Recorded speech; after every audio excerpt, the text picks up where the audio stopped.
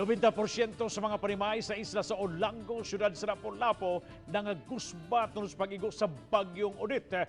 Og tungod kay lakip sa nagusbat ang Angasil Port sa Dakbayan sa Lapu-Lapu, lisod na usab kayong magpadao mga supplies paingon sa isla. Si Luan Mirundina dunay live report. May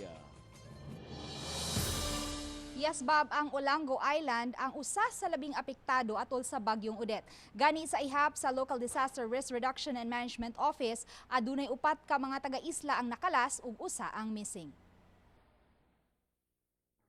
Daw mibalik sa karaang panahon ang pagsakay ug pagkanaog sa mga motorbangka ug fast craft sa Angasil Port kay gikinahanglang muubog pa sa tubig ang mga pasahero.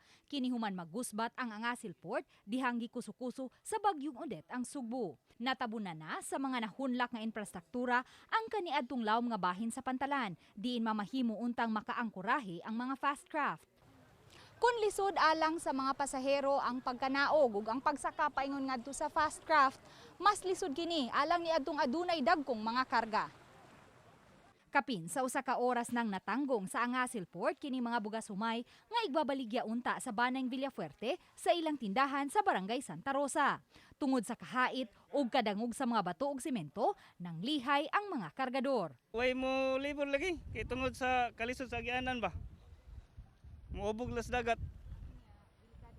Oh, delikado sa kasi mabasa nya. Isa pa pili kantidad sa usa ka sako nya atong pangayuan ang maaswat loy pud kayo. Mato ni San Vicente Barangay Captain Cyrus Iyas, misamot ang kalisod sa mga taga-isla tungod kay bisan ang paghakot sa supplies, kalbaryo na. Lisod na kami sa supply ito, labi na sa gasolina. Kanya hinay kayo ang transportation kay lisod ang pagkarga.